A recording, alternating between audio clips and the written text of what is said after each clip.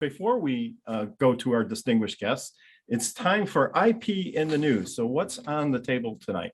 Well, IBM has more patents than anybody. They get more patents every year. So they have a new one. It issued on August 17, 2021. They filed it before the pandemic, so they didn't predict Zoom, but this patent seems to be But maybe they directed to knew something that we didn't know. I And don't know. It's possible. the title of it, in fitting with our guest tonight, is monitoring meeting participation level. And so I think somebody's monitoring my participation level right now, to be perfectly honest. I mean, I've cooked breakfast during Zoom meetings. I shouldn't Well, say wait a that, minute, with you everything on mute and no video. Is that what you're doing when the screen's off? Anyway. That's why he makes everybody have their screen on during the Gearhart Law meetings. It's a very unsophisticated way to monitor audience participation. But in any case, I guess there is a need out there to save people from boring meetings, or at least try to motivate them to stay awake as much as possible, and also probably to monitor the quality of the speaker or the presentation or what have you, right? So well, it would be a big corporate America entity that had to do this, right? So, we are going to make you listen. yes. So they also filed it worldwide, though. They filed what's called a PCT application, which means they held their place in countries around the world so that they can go file in those countries later if they decide to. It's truly a global issue. So. And I guess the inventors are IBM employees, so I wonder where they got the idea for this one, right? IBM managers probably invented it. So anyway, so it's time for Richard's Roundtable. Thank you for sharing that with us.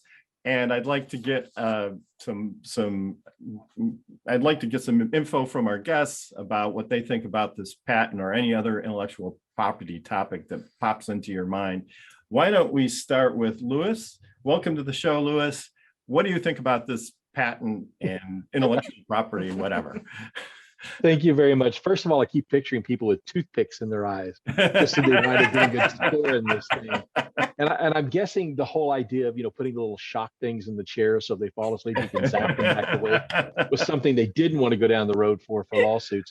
But I also think about who's going to present this information when they get it all gathered up. And say, okay, we've found out what this is going to be like. Who's going to monitor that meeting? Who's going to monitor the monitors? Worth anything. Exactly. This thing could be the most boring meeting you've ever heard. We've got all this stuff, but everybody slept through the meeting. It's it's one of those kind of things that makes me kind of question, who's going to look at all of that? Yeah. Well, I don't want to ruin any surprises in the show, but one thing they could consider is associating a video game with the meeting instead of using a carrot instead of a stick, right? So who knows, maybe somebody will be speaking to that possibility a little bit later. But I think I had said when we were talking about this before the show was recorded, was that, what Louis is doing is trying to make it so that you don't have to do stuff like this, so that people will actually pay attention without being forced to, right? Right, forced fun. Well, Yeah. Well, we have two different worlds, right, going on. One is focusing on passion and moving people in the direction of doing things they like to do. And then you have these kinds of projects that seem designed to penalize people for not doing what they're supposed to do. So very, very interesting. So Akila, what are your thoughts here? Well, as a former corporate employee, I have to say that the thought of this patent is quite terrifying. I'm sure it's fabulous for some micromanaging bosses out there, terrifying for certain employees, and probably the biggest nightmare for HR. They're probably already worried about this. But can you imagine, they were so driven to do this that they not only thought of it, they spent $10,000 or $15,000 to get a patent on it. Right. And do you think the CEO is going to be, and the management team are going to be subject to this kind of technology monitoring? Maybe, I don't know, but it doesn't seem likely, right? So thanks for that. And Julia, what are your thoughts here? Yeah, well, I liked your comment about it feeling like a stick and not a carrot. It feels very Big Brother. And I think we all need times where we check out on meetings just to be able to gather our thoughts or look out the window. And doesn't mean we're not focused. So yeah, I'm not sure how it's going to play out. I am a mom of 4 kids, and I saw them check out quite a bit during the pandemic on classroom activities with teachers. So I don't know. I'm on the fence about this, but I'm leaning towards, I'm not sure. I think I like it.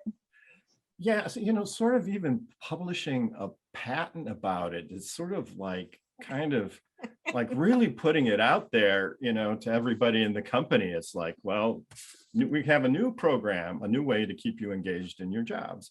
And that is, we're going to be monitoring you during meetings. So we're not only are we counting your keystrokes and your trips to the bathroom, we're also going to be monitoring your meetings. So anyway, so that is fantastic. Thank you for your comments. And now it's time for us to take a break, right? And we'll be right back after this. This is Passage to Profit with Richard and Elizabeth Gearhart.